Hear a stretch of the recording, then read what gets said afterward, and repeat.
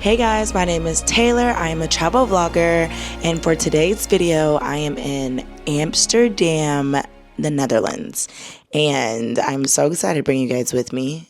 I am staying in the city center. I am legitimately only 0.4 miles from the red light district. So if you know what the red light district is, it's a super popular district in Amsterdam that which is why most people come. To be honest, it's one thing about Amsterdam that has a unique history. Amsterdam has a lot of substances and activities that are illegal here that are not legal in other places. And I can't even say the substances and things that are legal because YouTube would probably try to demonetize me or something. So I'm not even going to say. But just look into it. I'm here because, even though that might be true, you already know I'm a mom and y'all already know I'm a mother and I am an auntie. Amsterdam has so much more to offer than just that one district, and I want to show you guys, okay?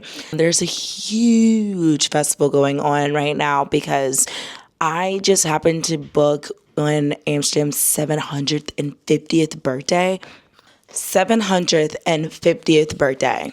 That is wild to me. That is wild to me. And so, the city is, super lively right now because they're shutting down the highways. There's, a highway they're shutting down for 2 days, and they're doing a festival there, and 20 people are getting married. And I think that's so cool. So, that's happening. For today, our itinerary is we're going to do a canal cruise because you can't go to Amsterdam without the canal. It's, a super thing about Amsterdam that it's known for. It's known as the Venice of the northern part of Europe. Venice is a famous city in Italy that has a lot of canals, and so Amsterdam is very, very, very, very similar to that.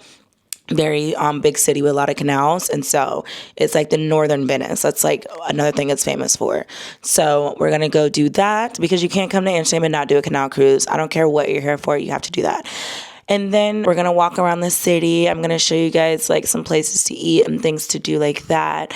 Other things that are super famous here that Amsterdam offers is the Van Gogh Museum. The Van Gogh Museum is here and has the biggest amount of Van Gogh art in display.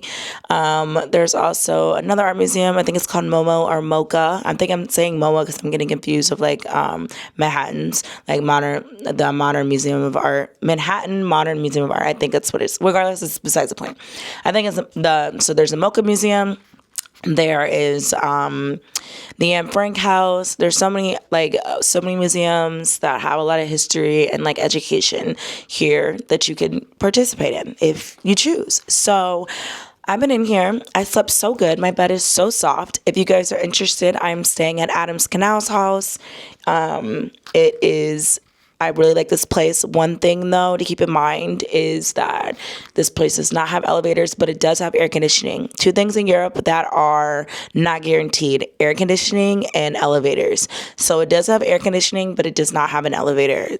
But if you let them know in advance, you can get a lower level room, so that way you don't have to climb upstairs. So just keeping that in mind because If you know, you know. In Europe, if you know, you know. Like the stairs, y'all, it be killing me, especially if you have a lot of luggage. If you have a lot of luggage. And for this trip, because I'm here for almost 2 weeks, I brought a big check bag. So if you can imagine what it was like hauling my luggage up the steps, okay. And I'm gonna show y'all the steps. I carried my luggage up that. Y'all thought I was making it up these stairs. I was not.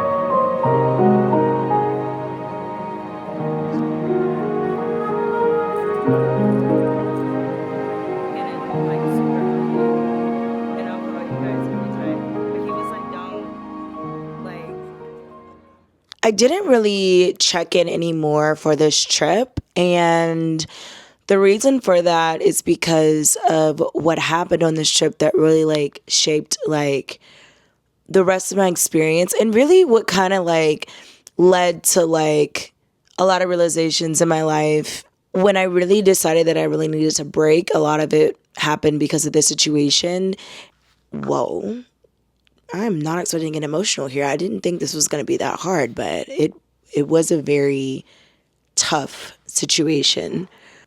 People ask me all the time, how do I feel safe traveling? I even have a video up on my channel about how I feel safe traveling, and especially being like a woman and traveling alone. And I never really was afraid to do it because I've always just kind of like did my own thing. Like I've always done things that were atypical.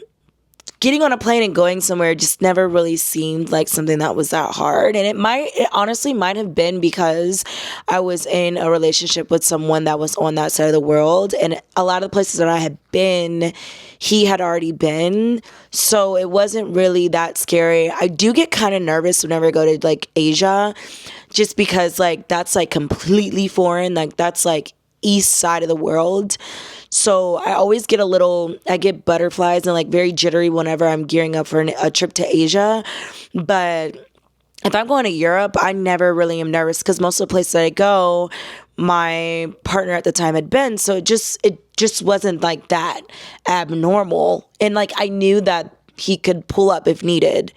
In this city, Amsterdam was very different because I think because it was their 750th birthday, it was just a lot more celebratory and things like that. And this was like the first time where I was really, really, really being noticed by men. And that's just not something that normally happens to me when I'm traveling. And I never really like seek that type of attention out, especially when I'm alone traveling. But I don't know what it was. Like my European summer trip, like no matter where I went, like I was getting a lot of male attention. Like males would offer to drive me somewhere. Like if my Uber took me somewhere, they would want my number. If I was walking, like men wanted to take my picture and then would ask for my number.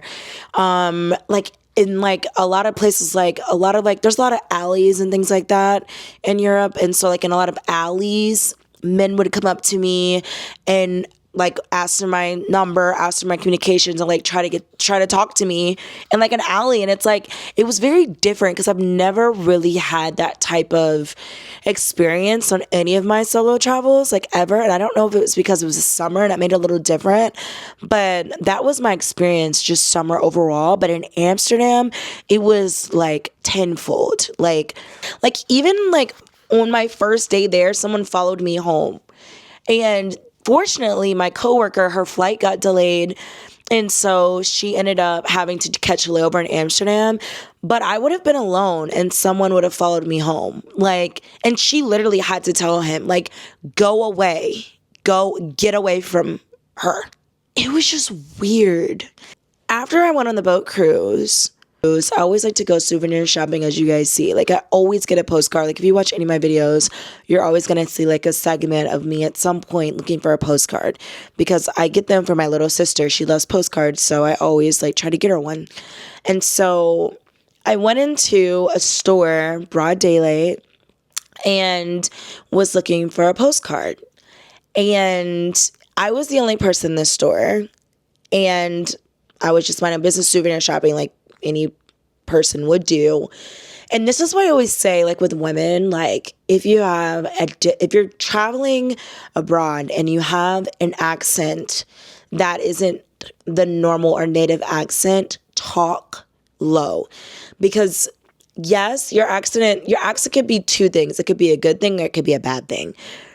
Depending on what somebody's motives are.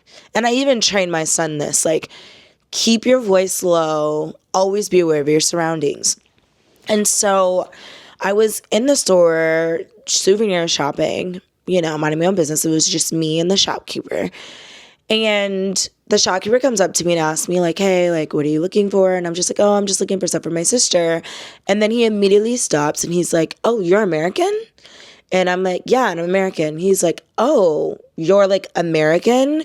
And I'm like, yeah, I'm American. Like, yeah, I'm American.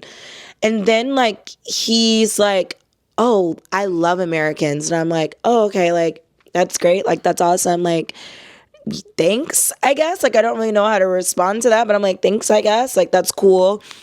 And he's like, no, like, I really like Americans. I like American women. And I'm like, oh, that's nice. Like, thank you for that. Like, that's great. Thanks.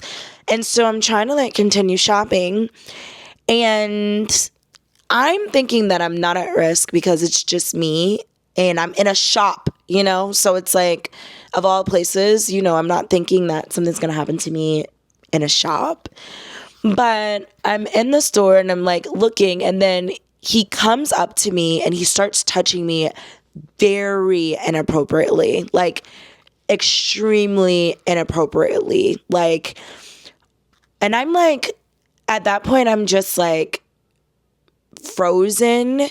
I'm like, is this, it was like the first time in my life, like I knew that women get objectified, but like, it was like the first time in my life, like even I myself have been objectified by people. Like, like I know, like as a woman, like you just know when you've been objectified, like, or you're being like, if somebody's seeing you as an object. But it was the first time in my life where I have never felt more disgusted and objectified, like in my life. Like I knew because he knew that I was American. And I don't know like what his exposure is to like rap music or things like that. And I'm also a Black American. I just don't know what his exposure was or what his mindset was. But I just knew like he only saw me, and I can't even say what he saw me for because YouTube will demonetize me. But you get what I'm saying. And like I literally was just like so disgusted. And so I'm trying to get away from him, and he keeps grabbing me and touching me extremely inappropriately. Again, I don't even want to get into where he was touching me, but it's like I immediately froze. I tried to leave the store. He wouldn't let me leave the store. And then I finally was able, like, after like 5 minutes of me like telling him, like, leave me alone. I'm not interested in you. I'm glad that you think that Americans are whatever, but I'm not interested in you. And for me to leave.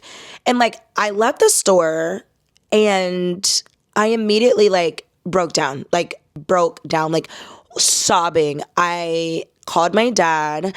I've never called my dad on a trip, like ever. Like I've never called my dad.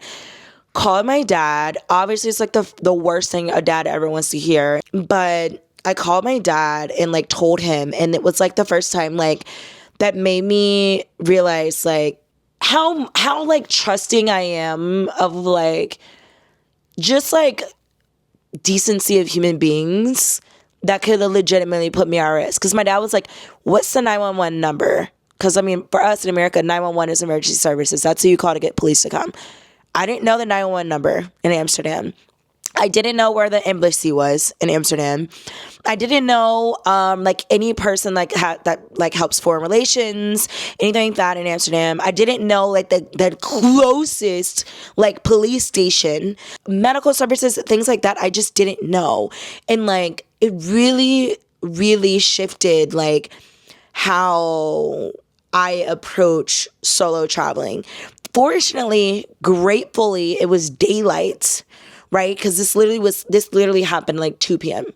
So fortunately, this was daylight, and I was able, like, if I was to scream or if he tried to like kidnap me or anything like that, like it'd be very hard to do, you know, in broad daylight. But if this was like at night, like I just don't know how that situation went. And it's the fact that this was a shop owner, and I don't want to say like I don't want to make this as like as a classification of people from Amsterdam or the Netherlands, because I don't feel like this is representation of them. The shop owner themselves was an immigrant, clearly accent they were not from the Netherlands. So I don't want to say like this is a representation of the people in Amsterdam, but I will say the environment, like it being its 750th birthday, mixed with like a lot of like festivities. Also, Amsterdam is also known as a place that's always just been more freedom of speech, freedom of religion, freedom of sexuality as a history. That's what it was founded on way before it was trendy. And so like that's just been like a core philosophy of Amsterdam. I don't know if it was like a mixture of those things, and maybe like the person thought I was free and like I'm DTF, even though he doesn't know me, which is very odd. But it just was dark. It was dark. And so I wanted to give that perspective because it is not always rainbows and roses solo traveling, especially being a woman. And you just always like, you have to be aware. Like, and I know like I've said this before, and like, especially in like, how do I feel safe traveling video, but like, always be conscious. Like, don't overindulge in any type of substance, whether it's alcohol or whatever, because in certain locations, other substances are legal. Don't overindulge if that's the type of time you're on. Okay? Like, especially if you're alone, always be aware. Try not to dress in a way that doesn't bring attention to yourself. And that's what was so weird to me, because like, I don't dress in a way that like brings attention to myself, mostly because I'm very curvy. So I do my best, especially when I'm traveling alone, not to wear anything that's like too attracting of male attention. It was just like, you have to be safe. Like, you really want to make sure that you're safe. And then like now I even want to add on to that is like, when you're traveling, like know the emergency services. Cause I feel like I never really thought I needed that. Like I've never felt like literally I needed that.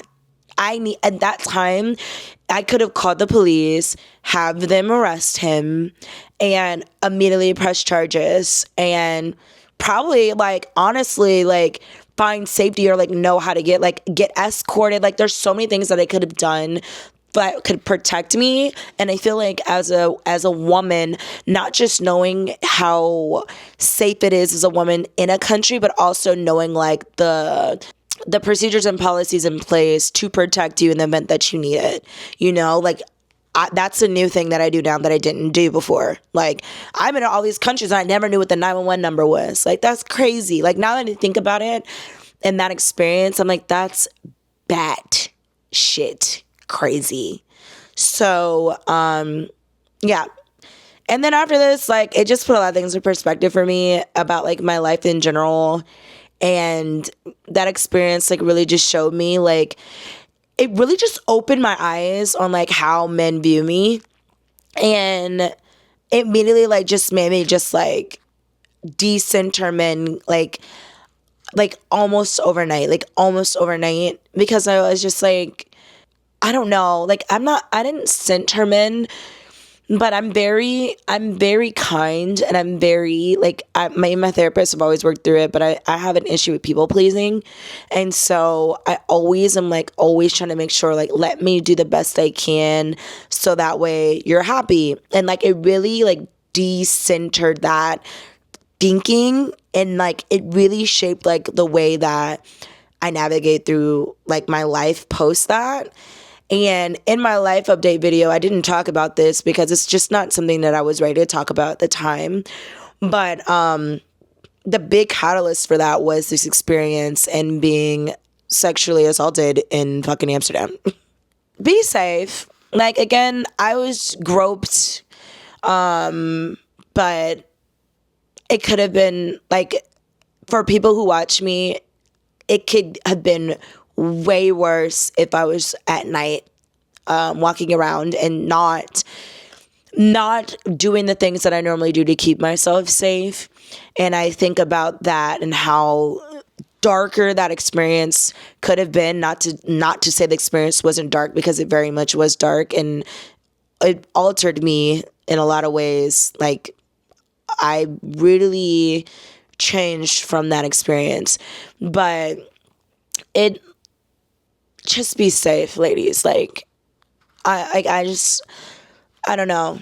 Like, the male gaze is a real thing. And again, do whatever, be whatever, choose whatever, but just know that male attention might not always be good attention, especially when you're solo traveling. And I just don't want you to be in harm's way, especially if that was my experience. And I just feel like it'd be a disservice not to share that and what happened. And yeah, so that was dark. And after that, that's why I went on the boat so much and I was in the water. I'm not even gonna lie to you. I feel like I was in the water so much after that. And during, like, literally, because like the rest of the video, if you read the title, is like I went on 3 boat cruises in Amsterdam and went on the most tours. And it's solely, I think it's part of me was just like, no one can get me in the water, you know? And I didn't also want it to ruin my experience. Like, I didn't want that one experience to make me hide. And I didn't. So the rest of my video, I still went outside. I still had a great time. But be safe out here. Like, seriously, be safe. That's all I want to say.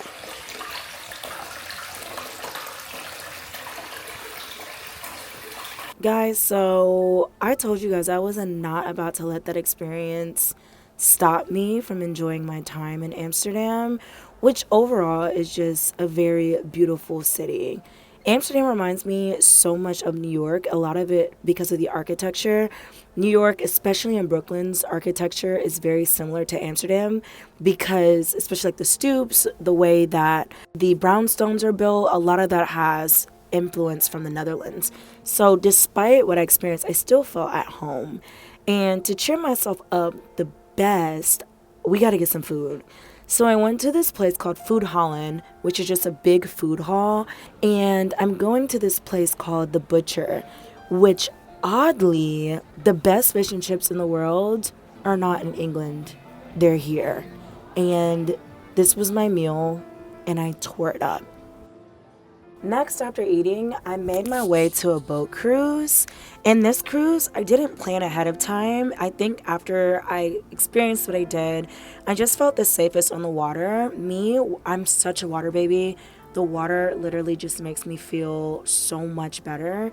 And I booked a night cruise with the same company, Flagship, and it was a lot more intimate, and it was like during the sunset. The tour guide was super nice, and I just really felt at home and at peace. And I learned a lot about Amsterdam. After doing that, the next day I went around. I had one more boat cruise that was planned, so I already knew I was going to do that regardless. But prior to that, I wanted to do some shopping and get some quite like quaint souvenirs that you can't find anywhere else. And I stumbled across this super cute market because I love flea markets. I feel like flea markets are always the best place to shop and get souvenirs because you can get very unique items at a very well reasonably priced price point, and also you'll get items that are unique that you want to bring home to your friends, or even if you just want it for yourself. Like most of the rings that I wear, because you guys know I'm a ring girl, I get from my travels, and I really just can't recommend flea markets enough. So I went shopping, found cute things that I enjoy, and spent my time there exploring. And it really just boosted my mood. I think for me during this experience and this trip, I built like a lot of resilience. I think having this time alone and really just to reflect, because again, like whenever I'm solo traveling, a lot of times my family and friends are not awake yet. So I really have to self reflect and introspectively think. And during this time, while I was building a lot of grit and keep moving and like still experiencing myself and being immersed in a new culture, I was able to really think about how grateful I am to still be able to have this experience and still be able to move through it. I think the things that really just helped me is like I did the things that I enjoy. Like I love matcha, I love pizza, I love flea markets. I like getting little trinkets for my son and for my loved ones and for my family. And still like keeping those routines and the things that I'm normally used to doing really helped me not let that one experience shape my whole entire trip and journey. Yes, it was like a little traumatic. I'm not gonna sit here and say that oh my gosh, I was fine. I'm not gonna say that, but like it really just helped me lean in on my routines and do the things that really served me. I think sometimes when we go on these trips, we think that we have to see the most we can see, or we have to go to this museum or that museum. And I think really just living in the moment and really doing the things that I needed to take care of myself allow me to have a good time. And for me, that was the water and going on tours. And when I was doing all of these tours and going through the city, because each tour they had a different location for pickups.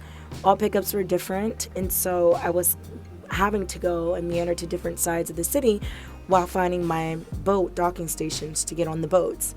And each trip, what I love most is the people that I met. The people, the tour guides, like the memories, the friendships I made really made this experience. Even though I was alone, I really was not alone on this trip at all. I met and had a wonderful time with all the captains, with all the passengers. We even all took like shots for the road. One of the tours, I ended up going out to dinner with one of the people that were on the boats with me. It was just a beautiful, wonderful time. And I learned a lot about Amsterdam. I learned a lot about what going Dutch means, because in Amsterdam, the people of the Netherlands were trying to avoid taxes. So they built their homes as, so I guess like vertical instead of wide as possible to decrease the amount of taxes. I learned about the spice business that was founded in Amsterdam. I learned about why in Amsterdam all the windows are always open. And a big reason why is because it was a shipping town. And for people that were married, the wives would keep their windows open so that all onlookers can look and make sure that, hey, your wife's not cheating on you while you're gone at sea. I even learned like why these houses are also like unstable, and we call them the dancing houses, is because the actual ground that they were built on was sinking, and how they ended up like repurposing them and making them stronger. And I really just learned a lot about Amsterdam, even like how Amsterdam had such a huge impact during the Holocaust, because they documented every single citizen. And so when they were taken over by Germany, they were able to go in and identify where all the Jewish people lived. And so it was just such good history I learned. And like whenever I go on a trip, I have not learned that much, like ever, y'all.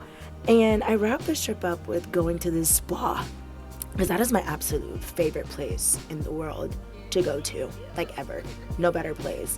And honestly, I can't show it because it's a spa. We can't show that. But I literally had a time. So thank you guys so much as always for watching. And if you haven't already, please like, comment, subscribe. Sorry if this video is a little dark, but I did want to give you my experience of what happened. And I will see you in my next video. Love you guys.